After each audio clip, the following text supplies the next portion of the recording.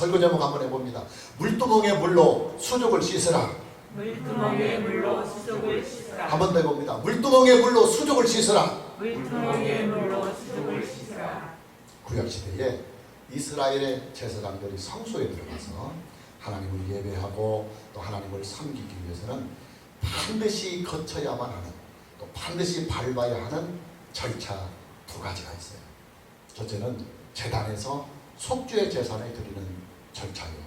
또 두 번째 절차는 물두멍에 가서 물두멍에 있는 물로 수족을 씻는 정결의 과정을 밟는 일입니다. 제단은 성소로 향하는 첫 길목입니다. 하나님께 나아가는 사람은 반드시 제단을 거쳐야 합니다. 제단에서 속죄의 제사를 드리고 속죄의 은혜를 얻어야만 비로소 성소에 들어가서 하나님을 섬길 수가 있습니다. 죄의 문제를 해결하지 못하고서는 어느 누구도 하나님께 나아갈 수는 없는 것입니다.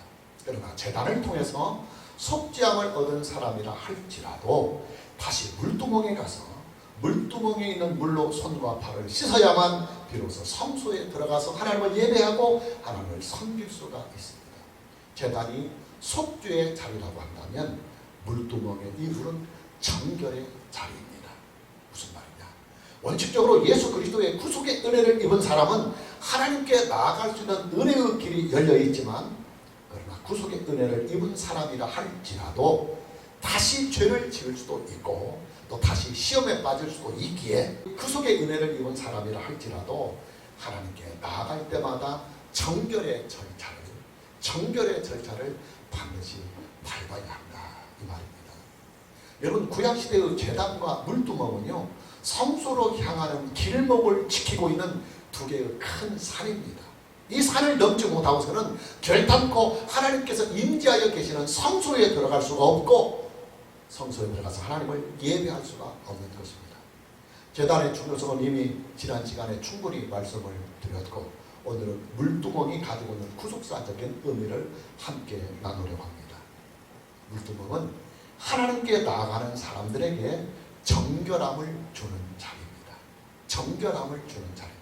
오늘 본문 19절에서부터 21절 말씀을 보면 아론과 그의 아들들이 그 두멍에서 수족을 씻되 그들이 회막에 들어갈 때에 물로 씻어 죽기를 면할 것이요, 제단에 가까이 가서 그 직분을 행하여 여호와 앞에 화제를 살을 때에도 그리 할지니라. 이와 같이 그들이 그 수족을 씻어 죽기를 면할지니 이는 그와 그 자손이 대대로 영원히 지킬 규례이라. 여러분, 우리가 몸을 깨끗이 씻으려면 무엇으로 몸을 씻습니까? 물로 씻어요. 우리의 몸을 정결케 하는 도구는 물입니다. 저는 어린 시절부터 물을 좋아해서 지금도 여전히 물을 아주 좋아합니다. 제가 초등학교 시절에는 우리 동네에서 몇백 미터 떨어진 곳에 철강다리라고 하는 시냇물이 흐르고 있었는데, 여름방학이 되면 매일같이 그곳에 가서 다이빙을 즐기며 수영을 즐겼습니다. 우리 교인들은 제가 물을 얼마나 좋아하는지 이미 다 알고 계십니다. 가끔씩 여름철에 우리 교인들과 함께 물놀이를 가면 몇 년 동안 지금 못 가고 있습니다만, 저는 지금도 중고등학교 학생들이나 청년들보다 더 많이 다이빙을 즐기고 하루 종일 수영을 즐깁니다.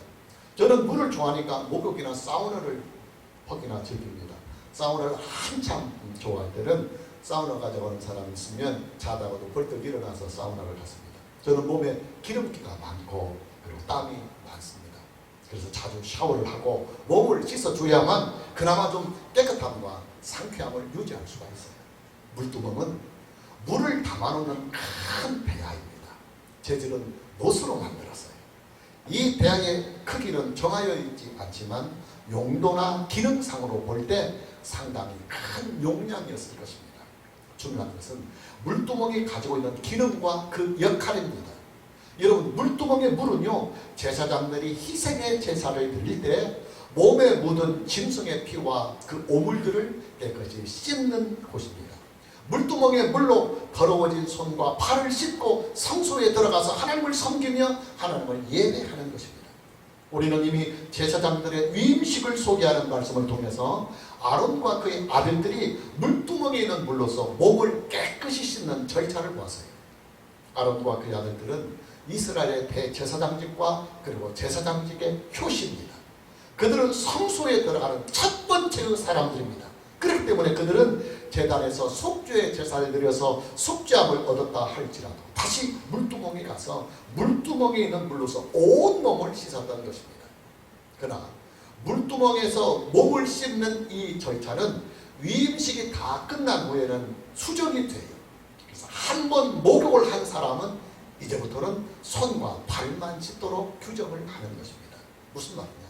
물두멍은 성소에 들어가서 하나님을 예배하며 섬기는 자들에게 정결함을 주는 정결의 자리요, 정결의 절차라는 것입니다. 그러나 여러분, 물두멍의 물은 본질이 아니라 상징이고 예표일 뿐입니다. 여러분, 우리가 상식적으로 생각을 해봐도 하나님께 나아가는 사람들이 물로서 몸을 씻었다고 해서 정결해지는 것은 아니에요. 물로 씻는 것은 육체의 오물을 씻을 뿐입니다. 하나님은 영으로 존재하시는 거룩하신 분이십니다. 그리고 기독교 신앙은 몸으로 하는 신앙이 아니고 영으로 하는 신앙입니다. 물론 영으로 한다고 해서 영만 가고 몸이 가지 않는 것은 아니에요. 영이 가면 함께 몸도 가게 되어 있습니다. 기독교 신앙은 영이 중심입니다. 영으로 하나님을 영접하고 영으로 예수님과 연합이 되는 신앙이 바로 기독교 신앙입니다. 예수 그리스도와 연합이 된 그 영으로 존재하시는 거룩하신 하나님을 예배하는 신앙이 바로 기독교 신앙입니다. 영은 물로서 깨끗해지는 것이 아니에요. 영은 물로 씻어서 정결함을 얻는 것이 아닙니다. 그럼에도 불구하고 왜 물두멍의 물로 이스라엘 제사장들은 정결의 절차를 밟아야만 하느냐? 그 시대는 아직 하나님의 구속의 계시가 온전하게 드러나지는 못했어요. 그래서 영적으로 아직 미숙한 상태에 있는 구약의 사람들에게 그들의 그 영적인 수준에 맞는 계시로 영이 정결해지는 절차를 밟게 하기 위해서 하나님은 물두멍의 물로 몸을 씻기기도 하고 그리고 손과 발을 이 물로 씻기도록 한 것입니다. 그러나 여러분, 지금 구속의 계시가 하나님의 구속의 계시가 온전하게 우리에게 온 지금 이 시대에는 물두멍의 물로 몸을 씻거나 물두멍의 물로 손과 발을 씻는 일은 아주 어리석은 일입니다. 그래서 교회에 지금 물두멍에 없고 그 물두멍에 물도 없습니다. 왜냐하면 지금 우리의 시대는 상징이나 예표의 시대가 아니라 본질의 시대이기 때문입니다. 성막의 본체이신 예수님이 이미 우리에게 오셨습니다. 구약 제사의 본체이신 예수님이 이미 우리에게 오셔서 온전하고도 영원한 구속의 제사를 이미 우리를 위하여 드리셨습니다. 뿐만 아니라 지금 저와 여러분이 살고 있는 이 시대는 하나님의 구속의 계시가 신구약 성경 66권의 말씀으로 완성이 되어서 이미 우리 앞에 다 나와 있습니다. 게다가 제3위 하나님이신 성령께서 진리의 영으로 우리에게 이미 오셔서 우리 안에 내주하여 계십니다. 따라서 지금요 저와 여러분은 상징이나 예표를 믿어서는 안 됩니다. 그리고 상징이나 예표를 따라가서는 안 됩니다. 왜냐하면 본체가 왔어요. 본질이 왔어요. 이 본체와 본질이 오기 전에 본체와 본질을 상징하고 예표하는 것들이 미리 있었지만 이제는 그 상징과 예표의 시대가 다 지나가고 본체가 오셨고 본질이 오셨기 때문에 우리는 상징과 예표는 버리고 본체를 믿어야 합니다. 그리고 본체를 따라가야 합니다. 본체가 뭐냐? 당연히 예수 그리스도입니다. 그리고 우리로 하여금 예수 그리스도를 바르게 가르쳐주고 바르게 믿을 수 있도록 우리를 지도해 주시는 성령입니다. 그리고 하나님의 말씀과 하나님의 계시가 문자로 기록이 되어서 우리에게 온 신구약 성경 66권이 바로 본체요 본질입니다. 구약의 물두멍의 물은 무엇을 상징하고 무엇을 예표하느냐 하면 첫째로 세례를 상징합니다. 세례를. 여러분, 세례는 물로서 하는 예식이에요. 그리고 세례는 정결의 절차와 또 중생의 절차, 거듭남의 절차, 그리고 교회의 공회원이 되는 절차입니다. 당연히 구약에 있었던 물두멍의 물은 신약시대의 세례를 상징하는 물입니다. 문제는 물세례 역시도 본체는 아니라고 하는 사실이에요. 여러분, 만일에 물세례가 본체라고 한다면 물세례를 받은 사람은 단 한 사람도 예배가 없이 다 구원함을 받아야 합니다. 물세례로 정말 죄를 씻고 물세례로 충생을 얻는다고 한다면, 물세례로 하나님의 백성이 된다고 한다면 당연히 물세례는 구원의 본질이 될 것입니다. 그렇게 주장하는 교파가 있어요. 우리 주변에. 그러나 물세례는 본체가 아니에요. 본질이 아닙니다. 예표요 상징일 뿐입니다. 여러분, 우리가 물세례 받았다고 구원받는 것 아니에요. 물세례 받았다고 하나님의 자녀가 되는 것은 아닙니다. 물세례는 상징이요 예표입니다. 그럼 물세례가 가르치고 있는 진짜의 본체가 뭐냐면 바로 성령의 세례가 본체입니다. 물이 아니라 성령으로 말미암는 세례가 본체의 세례입니다. 우리는 그 사실을 복음서에서 찾아볼 수가 있습니다. 우리가 지금 수요일날 마가복음을 강의하고 있는데 마가복음 1장을 보면 세례 요한이 요단강에서 세례를 베풀면서 이렇게 외칩니다. 참고구절로 마가복음 1장 8절을 보면 나는 너희에게 물로 세례를 베풀었거니와 그는 예수님을 말합니다. 그는 너희에게 성령으로 세례를 베푸시리라. 나는 너희에게 물로 세례를 베풀었거니와 그는 너희에게 성령으로 세례를 베풀리라. 여러분, 세례 요한의 세례는요 물세례예요. 물세례는 본체가 아닙니다. 그럼 본체의 세례는 뭐냐면 예수 그리스도께서 주시는 성령 세례가 본체의 세례예요. 여러분, 물세례는 물로 씻는 정결의 예식의 절차이지만 성령의 세례는 제3위 하나님이신 성령이 직접 우리에게 오셔서 성령으로 말미암아 우리에게 정결함을 주고 성령으로 말미암아 우리를 하나님의 백성으로 세워주는 거룩한 사역입니다. 그러니 당연히 물세례는 본체가 아니요 성령 세례가 본체인 것입니다. 성령의 세례를 누가 베푸느냐? 예수님이 베푸십니다.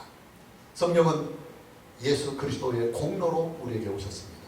성령은 예수님이 하나님 아버지께 구하여서 우리에게 오셨습니다. 성령은 예수님을 증거하는 증거의 영으로 진리의 영으로 우리에게 오셨습니다. 또 성령은 예수 그리스도의 구속의 은혜를 우리에게 잘 적용해 주시기 위해서 우리에게 오셨습니다. 그러니 당연히 성령의 세례는 예수께서 베푸는 것입니다. 자, 그렇다면 여러분, 구약의 물두멍의 물은 구속사적으로 무엇을 예표하고 있을까요? 성령을 예표합니다. 구약의 물두멍의 물은 바로 성령을 상징하고 성령을 예표합니다. 구약의 물두멍의 물은 신약에 오실 성령을 예표합니다. 우리가 참고구절로 요한복음 3장 5절 말씀을 보면 예수께서 대답하시되 진실로 진실로 네게 이르노니 사람이 물과 성령으로 나지 아니하면 하나님 나라에 들어갈 수 없느니라. 예수께서 중생에 대하여 거듭남에 대하여 말씀하십니다. 사람이 거듭나지 아니하면 하나님 나라를 볼 수도 없고 하나님 나라에 들어갈 수가 없다. 무엇으로 거듭나느냐? 인간이 무엇으로 중생에서 하나님의 백성이 되고 하나님의 나라에 들어갈 수 있느냐? 당연히 성령으로 거듭나고 성령으로 중생함을 얻는 것입니다. 중요한 것은 예수님께서 성령으로 말미암는 이 중생을 말씀하시면서 그냥 성령으로 거듭나라고만 말씀하시면 되는데 왜 성령으로만 중생하라고 말씀하지 않고 물과 성령으로 거듭나라고 말씀하시고 계시느냐는 사실이에요. 참고구절로 요한복음 3장 5절 말씀을 보면 예수께서 대답하실 때 진실로 진실로 네게 이르노니 사람이 물과 성령으로 나지 아니하면 하나님 나라에 들어갈 수 없다. 자, 예수님께서 말씀하시는 이 물이 뭐냐 하는 것에 대한 해석은 기독교 2000년의 역사에서 아주 다양하게 있어 왔습니다.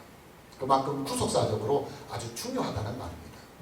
대략 중요한 해석들 몇 가지만 소개하면 예수님께서 중생을 말씀하실 때 물과 성령으로 말씀하실 때 그 물이 뭐냐면 첫째는 물세례다.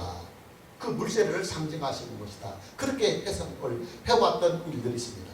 그리고 또 어떤 사람들은 말씀으로 보는 사람들도 있고 또 회개할 때 눈물을 흘리니까 회개의 눈물이다. 그렇게 해석하는 사람들이 있고 아니면 우리가 어머니 뱃속에서 나올 때 양수가 터지면서 나오니까 인간이 첫 번째 출생을 말하는 것이다.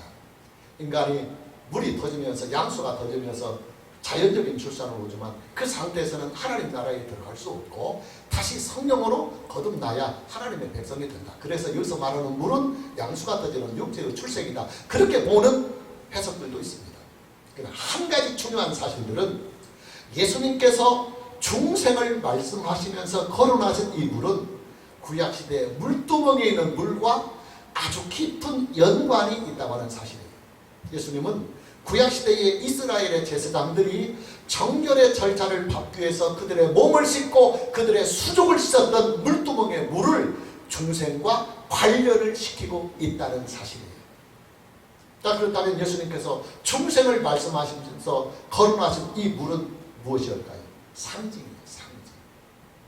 그럼 본질이 뭡니까? 성령이 본질입니다. 여러분, 영이 거듭나는 것은 성령으로 가능합니다. 그런데 왜 예수님께서 성령으로 거듭나라고 말씀하지 아니하시고 물과 성령으로 거듭나라고 말씀하셨느냐? 예수님은 이 중생에 대하여 말씀하실 때 구약 성경과 연관을 짓는 거예요. 구약에서 이스라엘 백성들이 아직 하나님의 구속의 계시가 온전하게 임하지 못했을 때 그들이 영으로 중생한다는 이 사실을 아무리 가르쳐줘도 모를 수밖에 없는 그런 상태에서 하나님은 그들에게 성령을 상징하는 물로 중생을 입고 정결함을 입도록 하신 것입니다.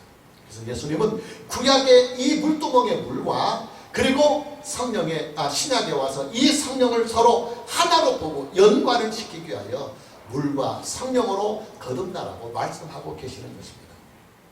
여러분, 중생은요 성령의 역사입니다. 그리고 중생의 은혜를 입은 사람이 매일같이 정결함을 유지하여 하나님께 나아갈 수 있는 이 은혜도 바로 성령께서 하십니다. 감사한 것은 예수 그리스도를 믿는 자들에게는 성령이 내주하여 계신다고 하는 사실이에요. 우리 안에 예수 그리스도를 믿는 사람은 성령이 내주하여 계십니다. 성령께서 내 안에 내주하여 계신다고 하는 이 사실은 내가 이미 성령 세례를 받았다고 하는 확실한 증거입니다. 성령으로 중생을 입었기 때문에 성령이 내 안에 내주할 수 있는 것이지, 내가 성령으로 중생함을 얻지 못했다고 한다면 결단코 성령이 내 안에 내주하실 수가 없어요. 더러운 그릇에 거룩하신 성령이 함께 계실 수가 없는 것입니다. 그러나 성령으로 말미암아 중생함을 얻었다 할지라도 자칫 본인의 부주의나 본인의 어리석음으로 인해서 영적인 오물들을 다시 뒤집어 쓸 수가 있어요. 그리고 영적인 더러움들을 얼마든지 다시 묻힐 수가 있습니다. 그러기에 우리는 날마다 내주하시는 성령을 의지하면서 우리의 영혼을, 우리의 인격을, 또 우리의 생명을, 우리의 삶을 정결하게 잘 유지해 나가야 합니다. 우리가 참고구절로 에베소서 5장 18절 말씀을 봅니다. 술 취하지 말라. 이는 방탕한 것이니 오직 성령으로 충만함을 받으라. 성령의 충만함에 대하여 오해를 하고 있는 사람들이 참 많아요. 그들은 성령의 충만함을 자꾸만 성령의 능력과 성령의 은사 쪽으로만 포커스를 맞추려고 합니다. 그러나 성경이 말씀하고 있는 성령의 충만함은 능력이나 은사 쪽에 포커스를 맞추고 있는 것이 아니라 거룩함, 정결 쪽에 그 포커스를 맞추고 있습니다. 다시 한번 에베소서 5장 18절 말씀을 봅니다. 술 취하지 말라. 이는 방탕한 것이니 오직 성령으로 충만함을 받으라. 에베소서 5장 18절 말씀에서 나오는 성령의 충만함은 술에 취해서 방탕한 생활을 하는 그리스도인들에게, 야, 이제는 너희가 예수 그리스도 안에서 구원함을 얻고 성령이 내주하시는 거룩한 하나님의 백성이 되었으니까 이제는 술 취해서 그 방탕한 생활을 벗어버리고 정결한 삶을 유지해 나가라. 거룩한 삶을 유지해 나가라. 그런 의미에서, 그러면 성도가 어떻게 거룩한 삶을, 정결한 삶을 계속 유지할 수 있느냐면 오직 성령의 충만함을 받는 일이다. 할렐루야. 그래서 먼저 성령의 충만함을 말씀하기 전에 술 취하지 말라. 이건 방탕한 것이니 성령으로 충만함을 받으라고 말씀하는 거예요.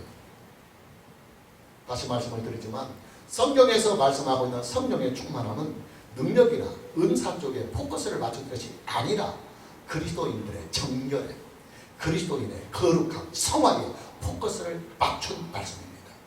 무슨 말이냐면, 자, 구약시대의 이스라엘의 제사장들이 성소에 들어가서 하나님을 예배하고 또 하나님을 섬기려면 가장 먼저 제단에 가서 속죄함의 절차를 받아야 하고, 바로 이어서 물두멍에 가서 수족을 씻어야 하듯이 오늘날 하나님께 나아가는 우리가 단 한 사람의 예외가 없이 하나님께 나아가려고 하는 사람은 가장 먼저 우선적으로 예수 그리스도의 구속의 은혜를 입어야 하고, 그리고 그 다음에는 성령으로 말미암아 늘 정결함과 거룩함을 유지해 나가야 한다. 그 말이에요. 할렐루야. 아멘. 어떻게 성령을 의지하느냐? 말씀과 그리고 믿음으로 성령을 의지할 수 있습니다. 여러분, 기독교 신앙은요, 믿음과 말씀의 신앙입니다. 믿음과 말씀의 원리입니다. 하나님의 말씀을 내가 믿고 그 믿음을 내 안에서 적용시켜 나가는 것이 바로 기독교 신앙입니다. 성령은 영으로만 존재하시기 때문에 우리의 눈에 볼 수 없어요. 내 안에 내주하고 계시는지 우리가 어떻게 눈으로 볼 수 있겠습니까? 그러나 하나님의 말씀인 성경이 예수 그리스도를 믿는 자들에게는 성령이 내주하고 있다고 선포하고 있어요. 그래서 우리는 그 성경 말씀을 믿는 거예요. 비록 성령이 영으로 존재하시기 때문에 우리의 눈에 보이지 않아서 내 안에 내주하고 계신다 할지라도 내가 그것을 눈으로 확인할 수는 없지만, 성경 말씀이, 하나님의 진리의 말씀이 예수 그리스도를 믿는 자들에게는 성령이 내주하신다고 선포하고 있기 때문에 우리는 하나님의 말씀인 성경을 믿고, 비록 눈으로 보이지는 않지만 내 안에 성령께서 내주하고 있음을 우리는 믿어야 하는 거예요. 그리고 그것을 인정해야 하는 것입니다. 그 사실을 내가 믿고 내가 인정을 해야 합니다. 그리고 내 안에 내주하시는 성령님께 구해야 합니다. 내 안에 성령이 정말 계시다고 한다면 나는 그 성령님을 의지하고 성령님께 구하여서 내 자세가 흐트러지고 또 내가 자꾸만 범죄하려 하고 또 육체의 소욕을 따르려 하고 그리고 세상을 따라가려 할 때 나는 성령님께 구하여서 내 안에 내주하시는 성령께서 내 인격을 통제시켜 주시고 내 마음을 정결하고 거룩하게 다듬어 주셔서 나로 하여금 하나님의 사람으로 그렇게 세워도록 성령께 우리는 의지하고 구해야 합니다. 그러면 내 안에 내주하시는 성령께서요, 내 안에서 나를 통과하셔요. 그리고 나를 지도해 가시고 교육해 가셔요. 그리고 감동해서 나를 하나님의 사람으로, 정결한 사람으로 만들어 가시고 그리고 거룩한 사람으로 다듬어 가십니다. 이것이 성령의 사역 중에 아주 중요한 성화의 사역입니다. 할렐루야. 오늘 저와 여러분 모두에게 예수 그리스도의 구속의 은혜와 그리고 성령으로 말미암아 정결케 하시는 이 은혜가 충만하시기를 주님의 이름으로 축복합니다. 마지막으로 물두멍의 물은 하나님의 말씀과도 아주 깊은 연관이 있습니다. 다시 말씀을 드리지만 구약시대에 있었던 물두멍은 성소에 들어가서 하나님을 섬기는 제사장들이 정결의 절차를 밟는 정결의 자리입니다. 중요한 것은 신약성경이 우리에게 정결을 말씀하실 때 하나님의 말씀과 연관을 짓고 있다고 하는 사실이에요. 예수님은 요한복음 15장 3절 말씀에서 제자들에게 이렇게 말씀하셨습니다. 우리가 참고절로 요한복음 15장 3절 말씀을 보면 제자들에게 예수님이 말씀하시는 것입니다. 너희는 내가 일러준 말로 이미 깨끗하여 졌느니라. 할렐루야. 그리고 다시 참고구절 에베소서 5장 26절 말씀을 보면 이는 물로 씻어 말씀으로 깨끗하게 하사 거룩하게 하시고 그렇습니다. 우리를 거룩하게 하고 우리를 깨끗하게 하는 것은 하나님의 말씀에 있다고 신약 성경이 그리고 예수님께서 직접 선포해 주셨습니다. 여러분, 신약 성경은요, 구약 시대에 있었던 물두멍의 물과 그리고 신약 시대에 우리에게 주어질 성경 말씀이 같은 것이다. 그래서 구약의 물과 구약 시대의 물두멍의 물과 신약에 우리에게 오신 신구약 성경 66권 말씀을 하나로 동일한 것으로 보고 있습니다. 구약 시대에 있었던 물두멍의 물은 하나님의 말씀을 예표하는 것이라고 신약 성경이 성경 자체의 권위를 가지고 직접 해석을 합니다. 그리고 예수께서 그렇게 해석을 하셨습니다. 여러분, 하나님의 말씀은요, 우리의 죄를 사해 주시고 우리를 정결케 하는 권세가 있어요. 왜냐하면 하나님의 말씀은 재판장의 판결이기 때문입니다. 하나님의 말씀은 재판장의 판결의 효력이 있기 때문입니다. 여러분, 사람의 죄에 대한 판단 누가 합니까? 재판장이 합니다. 재판장이 합니다. 인간의 인생에 대한 최종적인 판단과 판결은 누가 하십니까? 하나님께서 하셔요. 하나님께서 의로운 재판장이십니다. 그래서 한 인간의 인생과 살아온 모든 삶에 대한 최종적인 판단과 판결은 하나님이 하십니다. 근데 그 의로우신 재판장이신 하나님께서 우리에게 최종적인 판결로 너는 죄 없다, 무죄하다 판결하면 우리는 무죄가 되어줬습니다. 재판장이신 하나님께서 우리에게 깨끗함을 선포하시면 재판장이 너는 모든 죄로부터 모든 오물로부터 깨끗하여 졌다고 선포하면 우리는 깨끗함을 얻는 것입니다. 실제로요, 예수님은 말씀으로 중풍병자의 죄를 사해 주셨습니다. 다시 참고적으로 마가복음 2장 5절 말씀을 보면 예수께서 그들의 믿음을 보시고 중풍병자에게 이르시되 작은 자여 네 죄사함을 받았느니라. 네 죄사함을 받았느니라. 자, 예수께서 중풍병자를 향하여 말씀으로 선포하십니다. 이 중풍병자는 자기의 병을 고치려고 예수님께 나왔지만 예수님은 먼저 그에게 선포하시기를 네 죄사함을 받았느니라 하고 죄사함의 선포를 하십니다. 그러자 그 중풍병자는 그 즉시로 죄사함을 받았습니다. 할렐루야. 자, 지금부터 아주 중요한 말씀을 여러분에게 드리려고 합니다. 지금 저와 여러분이 하나님을 예배하면서 가장 첫 번째로 맞이하는 절차가 있습니다. 죄 고백에 대한 절차예요. 하나님을 예배하기 전에 하나님은 거룩하신 분이시라 우리도 거룩함을 입어야 합니다. 그래서 우리가 살아온 날들의 죄와 허물들을 하나님께 고백하며 용서를 구하는 죄 고백의 시간을 갖습니다. 그것은 바로 물두멍에서, 구약에서는 물두멍의 물로 수족을 씻는 정결의 절차를 우리가 가는 것입니다. 근데 여러분, 주의 고백과 하나님께 대한 우리의 정결을 구하는 우리의 기도에 대하여 하나님께서 우리에게 어떻게 응답하시고 우리에게 죄사함을 주시고 무엇으로 우리에게 정결함을 주십니까? 성경 말씀으로 주십니다. 할렐루야. 우리 교회에서는 주로 오늘도 요한일서 1장 9절의 말씀을 선포했습니다.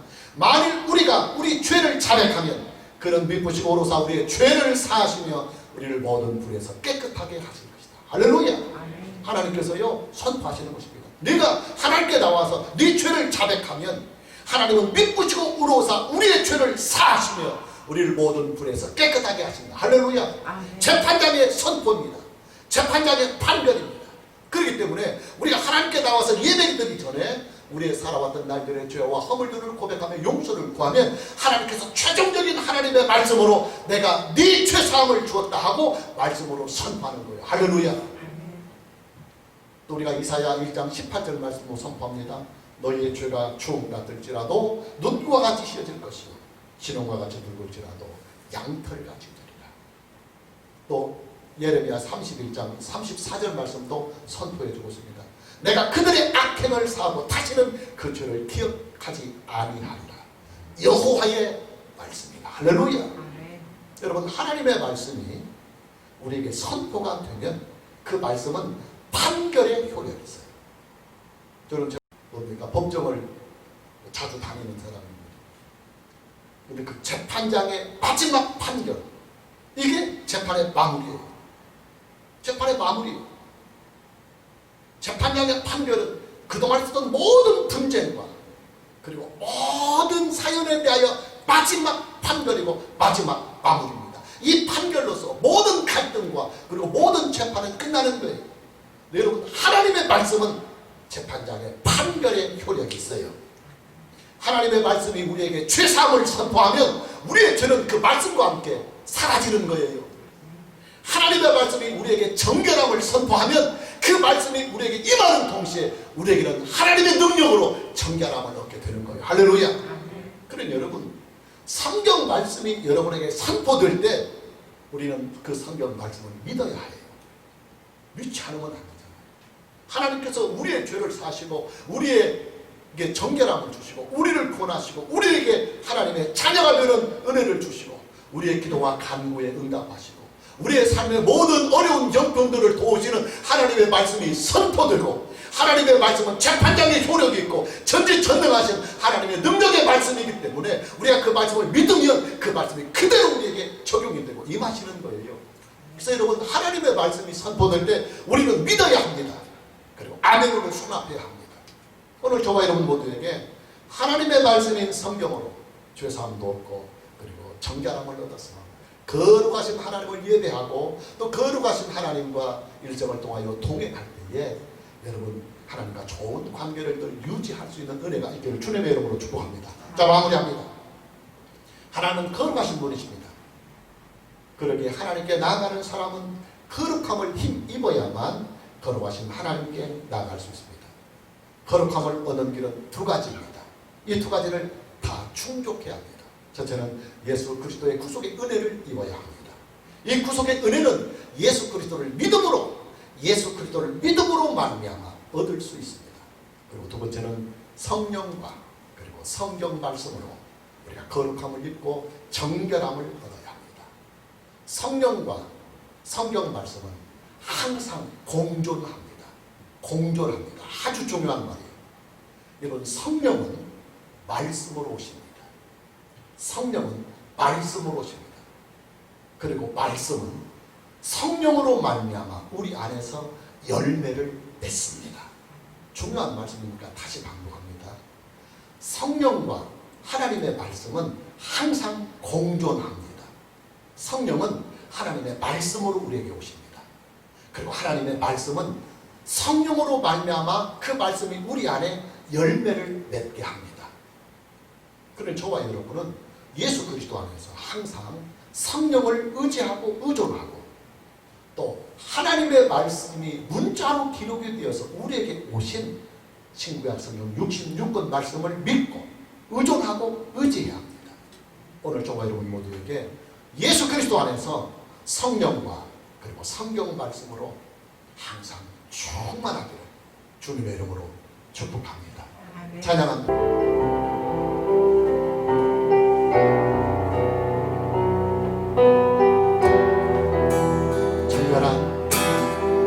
정결한 마음 전도하소서.